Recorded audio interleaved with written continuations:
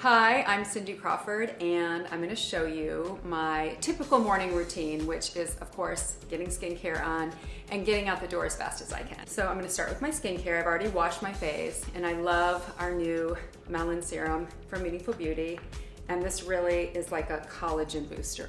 So start with that. It's not greasy at all, and it goes right into the skin. Especially on days where maybe I've been a little, stayed out a little too late, or I'm a little puffy. I'm gonna use my eye cream, which I use every day and every night. But I'll show you a little secret that a makeup artist taught me, which are these. It looks like a drink, but they're actually not. They're these little golden balls, and I like to put them in a glass of ice water, and they're so soothing. Upper and lower eye. I think they have little gold flakes, which they don't come out of the ball, but it's supposed to do something. In any event, it feels good. As you can see, it's making me a tiny bit red, but that goes down right away. I use my Meaningful Beauty Day Cream, which has SPF 30. Okay, so now my skin's prepped. My mother never wore makeup. I only ever saw her with like Noxzema or some, Pond's or Oil of Olay cold cream.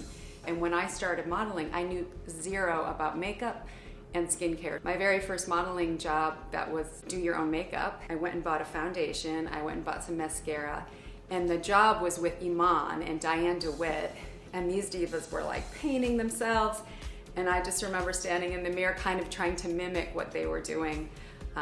And in the actual picture, I look like a little girl, and they, are like.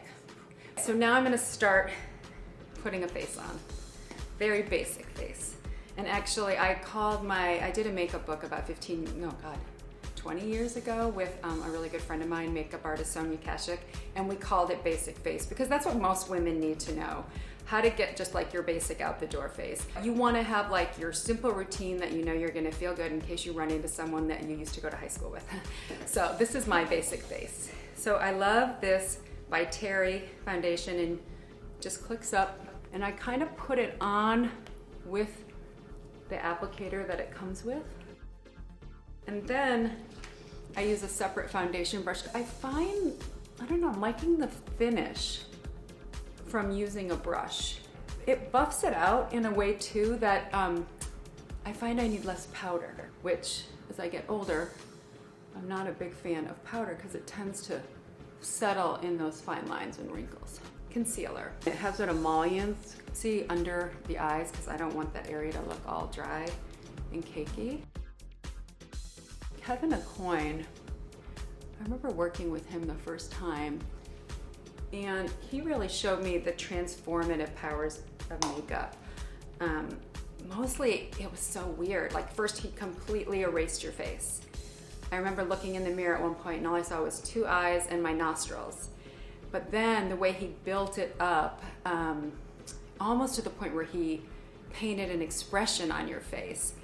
And it was so flawless and amazing, and realizing how makeup can do that. Most women don't want to wear that every day, and it's not practical. I mean, it took him like 2 hours. But it just, sometimes it's just those little things like an eyebrow or mascara. They can just finish a look. Okay, so now I've done my under eye concealer. I use a different color and a different texture. Sometimes here I have like little hyperpigmentation, and I love this NARS stick because it's a little thicker. Like where I want slip under my eyes, if I'm putting concealer here and here, I don't want it to slip. My skin's looking pretty good today, I'm lucky. I don't like to use a lot of powder now, but if you do put any kind of foundation or something on, you do have to set it a bit. So I've been using this Chanel, and I think it's called Healthy Glow, and it also has SPF, and it's this color. And I just kind of put it on, make sure I blow off the excess. And even here, but hardly any, just enough to set that little bit of concealer under my eyes. After that, you want to comb up your brows. Thank God I did not over tweeze my brows when I was young, because I still have pretty good brows. And if I notice a little holes, I'll fill it in.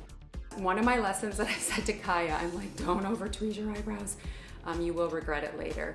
Fortunately, that bushier look is in now, so she hasn't been tempted yet. So for my everyday eye, and this is a little old school, I like a little bit of a crease so my lid doesn't look heavy.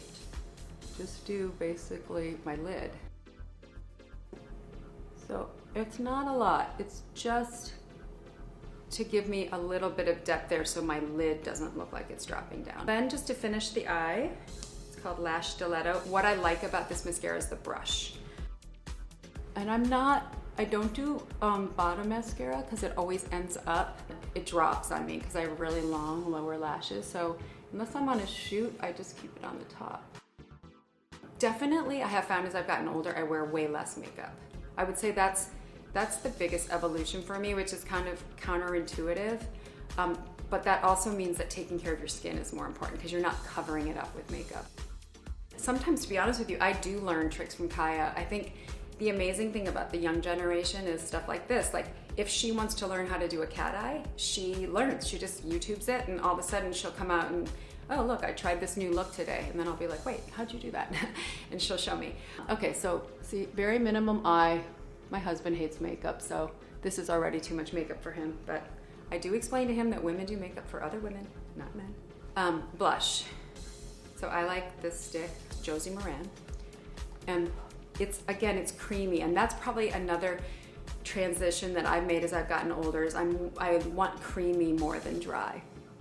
And you know, it's that little smile on the apples of the cheek. Hung Van Gogh teases, he's like, oh, you're still a 90s girl. But I do like a little bit of color in my face. Love this Charlotte Tilbury. It's kind of like a gloss, but with good color. You know, I always say I like the lip that looks like you bit it and you just have like a little extra color. And then take my pin out, pull my hair down. You know, there were certain models that were really good at doing their own makeup and loved it, like Linda Evangelista. I remember sitting backstage and she could paint a brow and her lip liner. That just was never me. I could do it if I had to, but I didn't have a lot of confidence in doing my own makeup. And even Christy, Linda, we kind of all watched each other and learned from each other. But the tips and tricks really came from the makeup artist. So that's it, and I am ready to get out the door. And hope you liked it. Bye.